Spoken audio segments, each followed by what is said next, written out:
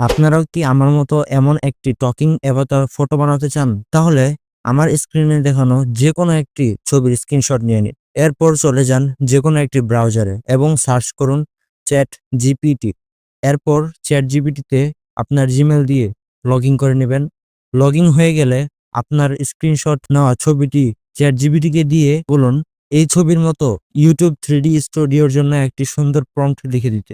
দেখবেন চ্যাটজিপিটি খুব সুন্দর করে একটি প্রম্পট তৈরি করে দেবে। এখন সেই প্রম্পটটি কপি করে নিন।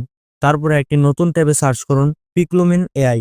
সেখানে আপনার জিমেল দিয়ে লগ ইন করে নিন। লগ ইন হয়ে গেলে এমন একটি ইন্টারফেস দেখতে পারবেন। তারপরে এই নিচে কলম আইকনে ক্লিক করুন। তারপর এখান থেকে আপনার সাইজটি সিলেক্ট করে নিন এবং চ্যাটজিপিটি থেকে কপি করা প্রম্পটটি এখানে পেস্ট করুন। এরপর জেনারেট বাটনে ক্লিক করে দিন। দেখবেন এই এআইটি খুব সুন্দর করে একটি ছবি তৈরি করে দিয়েছে। যদি আপনার এই ছবিটি পছন্দ না হয় তাহলে একইভাবে আবার নতুন করে এখানে প্রম্পট দিন এবং এখানে ক্লিক করুন। এভাবে চেষ্টা করুন যতক্ষণ না আপনার মন মতো হয়। তবে যদি দেখেন প্রতিবার একই ধরনের সমস্যা আসছে তাহলে আবার চ্যাট জিপিটিকে বলুন এই সমস্যাটি হচ্ছে। দেখবেন চ্যাট জিপিটি ওই প্রম্পটটাকে একটু নতুন ভাবে সাজিয়ে দিবে। যেমন ধরুন আমি চ্যাট জিপিটিকে বললাম ব্যাকগ্রাউন্ডে যেন RGB লাইট থাকে।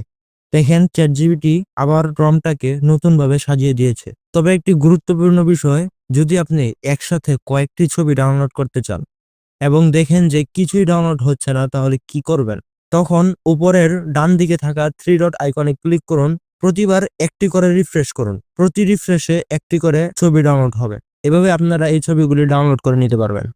আপনারা যদি এমন আরো টিউটোরিয়াল পেতে চান তাহলে টিপস এন্ড লার্ন টেক চ্যানেলটি সাবস্ক্রাইব করতে ভুলবেন না।